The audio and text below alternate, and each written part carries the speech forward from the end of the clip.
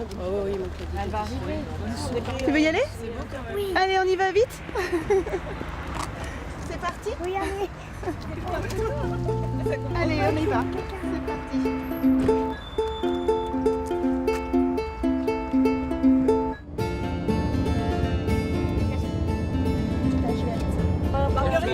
Alors aujourd'hui, j'accompagne des enfants qui sont porteurs de maladies digestives, soit maladies de l'intestin, soit du foie, mais également des enfants qui présentent des troubles du comportement alimentaire. L'objectif en fait de cette journée, c'est de les sensibiliser à la cuisine et de les amener à cette ouverture en fait pour justement qu'ils puissent améliorer leur confort de vie au quotidien.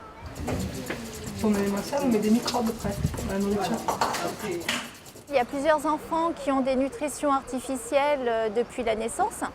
Donc ce sont des enfants malheureusement qui n'ont pas pu être alimentés dès la naissance de façon normale, donc ils n'ont pas pu découvrir leur bouche. Et de ce fait, l'approche à la nourriture a été très difficile. Ils ont mis quand même parfois plusieurs années à pouvoir mettre quelque chose dans leur bouche et à manger. On a le cas par exemple de Maxence qui malheureusement n'arrive toujours pas à s'alimenter normalement. Des enfants qui restent très longtemps parfois hospitalisés. Célia par exemple est restée plusieurs années à l'hôpital. Mais l'approche de la nourriture, du repas, c'est la sociabilisation. C'est la vie avec les autres, donc c'est très important, même s'ils ne peuvent pas manger directement, de manipuler et de préparer, d'élaborer un plat pour les autres. On va prendre la pâte qu'on a préparée tout à l'heure. Elle est encore collante. Attends, je vais te mettre de l'huile. Ah, regarde, touche. Tu vois, c'est un peu moins collant quand même. Un petit peu moins. Oh, c'est tout jeune, c'est pas comme la moutarde. Exactement.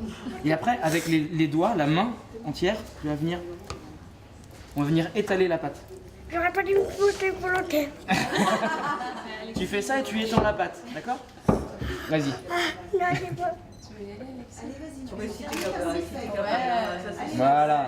Tu vois, tu travailles avec tes deux mains et tu tires comme ça. Voilà. Super. Moi qui veux devenir cuisinier plus tard, je trouve que c'est bien cet atelier parce que ça permet de voir des grands chefs étoilés.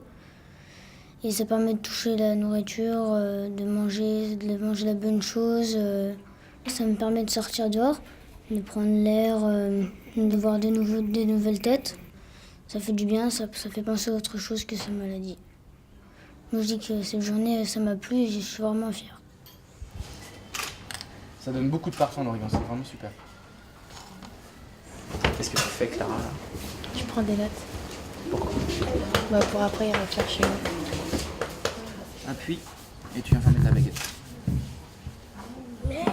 De rien. Voilà, tu vois, par exemple, tu manques de...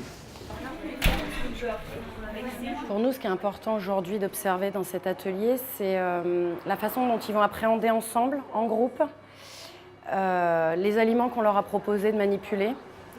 Et on s'est aperçu tout au long de l'atelier qu'au départ, ils étaient très intimidés. Ils appréhendaient quand même beaucoup de choses. Et en fait, en 2 heures, on a vu une évolution qui était extraordinaire, quoi. Et pour nous, c'est une super réussite, quoi. C'était un moment hyper fort et hyper riche.